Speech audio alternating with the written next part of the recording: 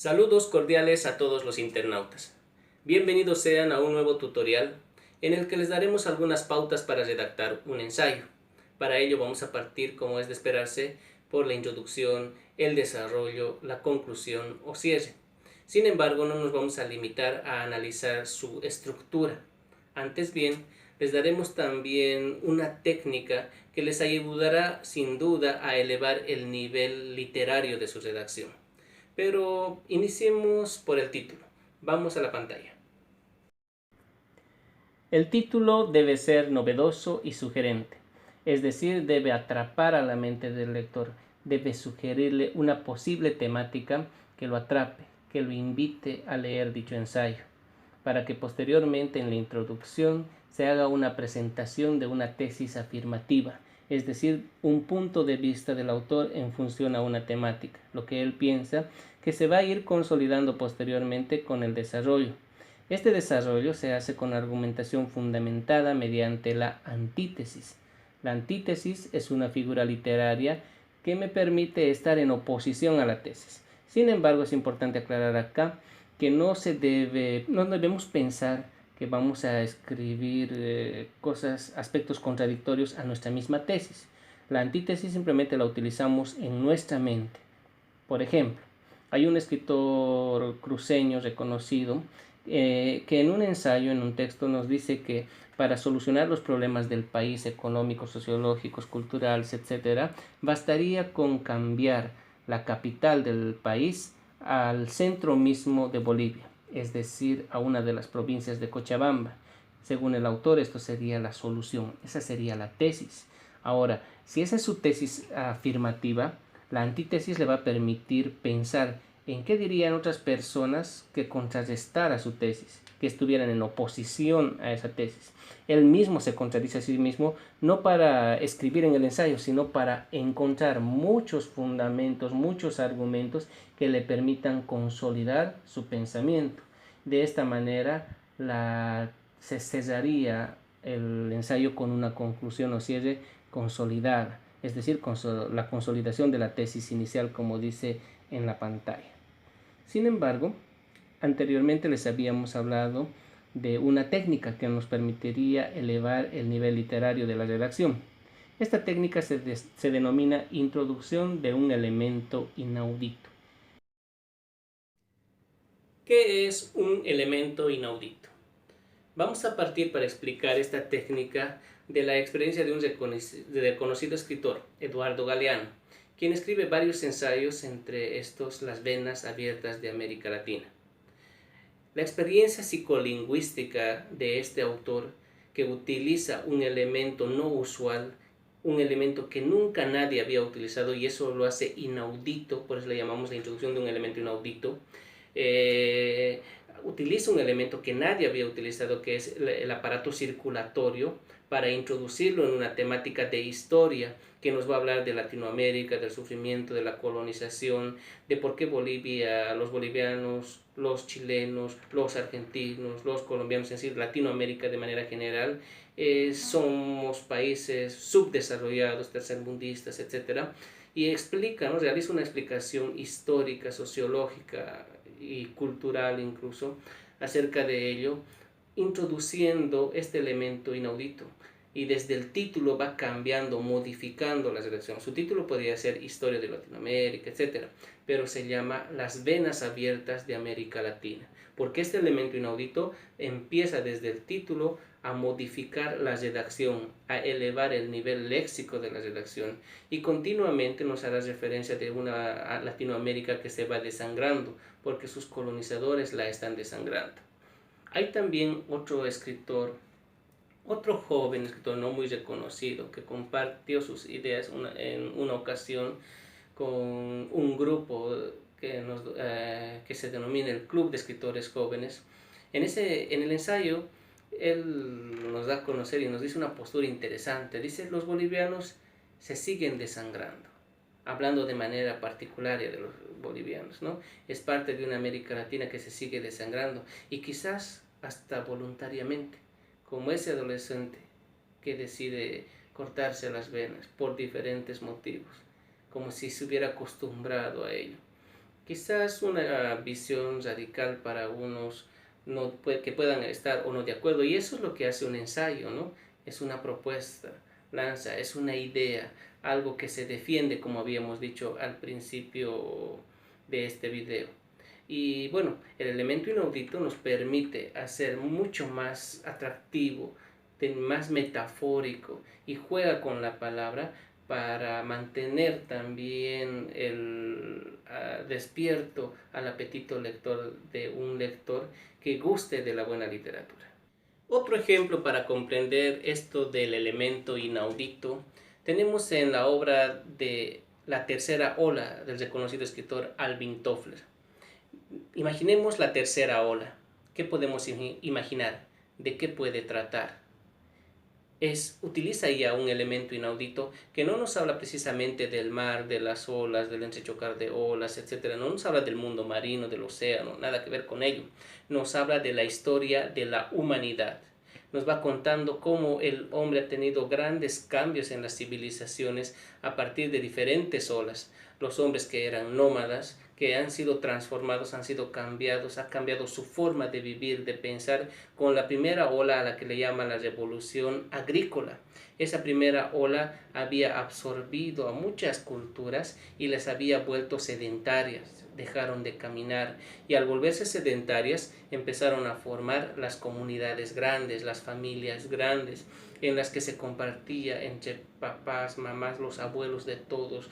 Todos son papás, todos son hermanos, comen de una misma olla, etc. Es distinto. Y cuando surge una segunda ola que llega y empapa a la misma humanidad de manera mucho más veloz, que es la revolución industrial, cambia totalmente al ser humano. La familia se empieza a separar. Abandonan el campo donde trabajaban la agricultura y empiezan a trabajar en las fábricas, en los contextos urbanos. Esta es la revolución industrial, una segunda ola que cambia, modifica y hace que todos los que no estén a tono con esta ola sean considerados incivilizados. Posteriormente también tenemos una tercera ola en términos de Alvin Toffler, la revolución tecnológica. Imaginen, la primera ola desde antes de Cristo hasta el siglo X, XII después de Cristo, XIII después de Cristo. Después empieza a gestarse con el Renacimiento, etc. Una segunda ola cuando llega la Revolución Industrial y tarda unos pocos años en expandirse por el mundo. La tercera ola tarda años, pocos, muy pocos años. La revolución cibernética en la actualidad es al día. Se crea en el viejo continente y ya conocemos lo que se está creando. Nosotros somos consumidores de la revolución tecnológica. No tenemos desarrollado bien nuestra industria. Ni siquiera nuestro sistema agrícola está bien. Cuando hay sequía, por ejemplo, hay ganado que se está muriendo acá en Bolivia. ¿Por qué? Porque no hemos desarrollado un buen sistema agrícola que nos permita mantener con agua todo el tiempo, todo el año. No deberíamos tener esta clase de conflictos.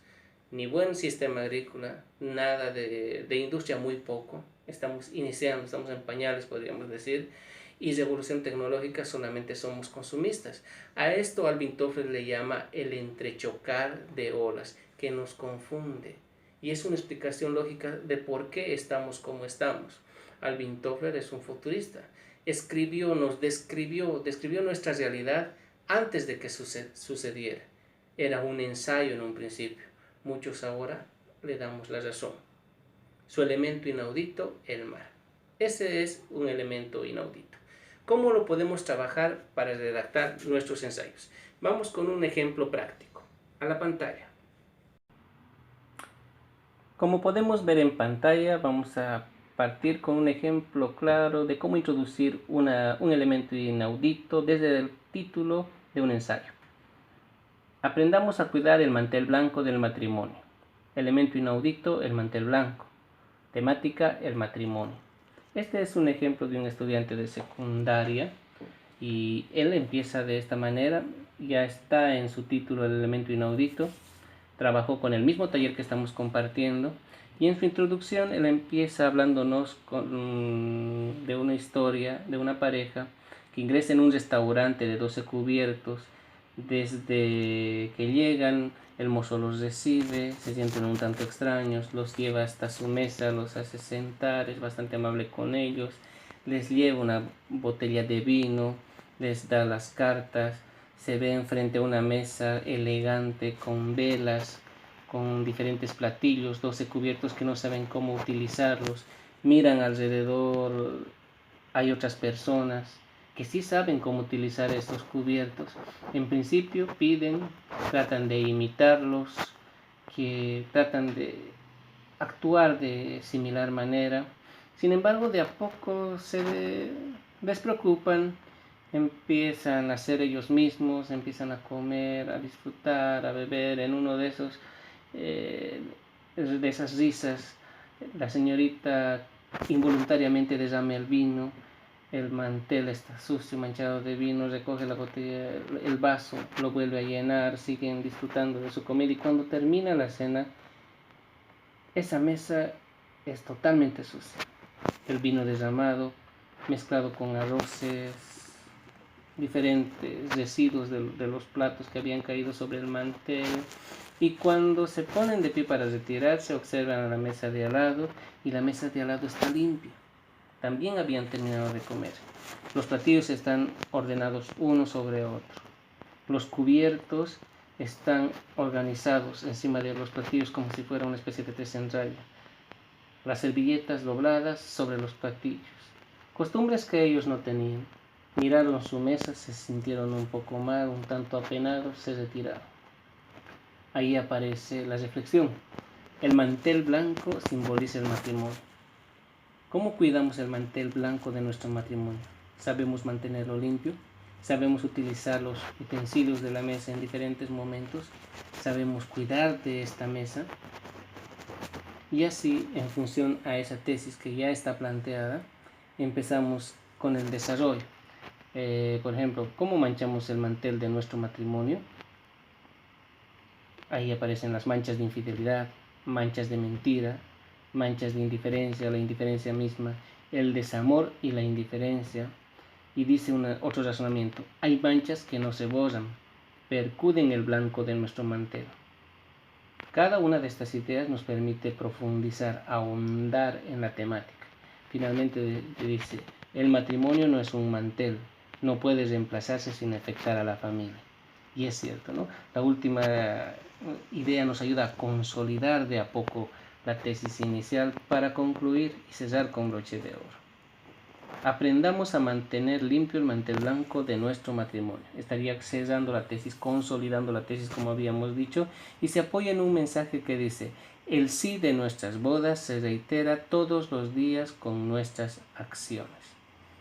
Como podemos observar, el elemento inaudito ha permeado en toda la estructura del ensayo. Pero en pantalla solamente tenemos la estructura de un ensayo.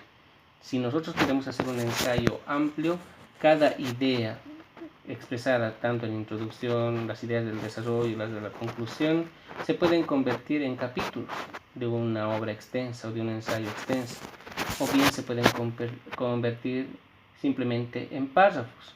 Como bien sabemos, cada párrafo desarrolla una idea central. Cada inciso, cada línea sería una idea central que va a ser un párrafo. En ese sentido tendríamos, si contamos, tendríamos 1, 2, 3, 4, 5, 6, 7, 8, 9, 10, 11 párrafos. Estimamos que en 2 o 3 páginas redactadas de un ensayo. Ya el ensayo acá en este esquema está terminado, simplemente hay que empezar a redactar. Esta es la técnica que nos permite hacer más práctica la redacción. Como el ejemplo anterior, existen muchas posibilidades de abordar diversas temáticas con diversos elementos inauditos. Puedo hablar de la sexualidad, por ejemplo, haciendo referencia a un partido de fútbol. Decir que pues, puede haber un jugador que tiene todo el implemento deportivo para iniciar un partido, sin embargo le falta la preparación. Un técnico responsable podría meterlo a jugar con jugadores profesionales solamente porque tiene todo original, las mismas chuteras que tienen los jugadores, la misma polera, tiene el equipo completo.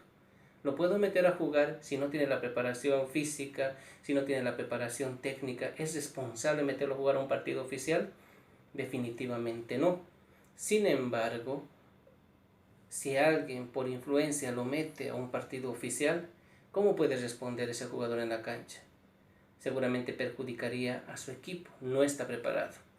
Un adolescente tiene el equipo completo, pero no está preparado para ser padre. Puede reproducirse, puede actuar como adulto, pero no está preparado para asumir lo que debe asumir un adulto. En ese sentido, si se dan cuenta, podemos hablar de sexualidad a partir de un juego de fútbol y decir que es importante que no nos pillen en algún momento en posición adelantada, etc. Podríamos utilizar varios elementos futbolísticos para hablar de la sexualidad. De esta manera podemos imaginar un sinfín de posibilidades para hacer esta tarea mucho más práctica y además con un nivel literario mucho mejor. Bien, espero que el presente tutorial haya sido beneficioso o sea beneficioso para todos los que visiten el canal y les sirva para encarar tareas de esta naturaleza en el futuro. Muchas gracias, hasta la próxima.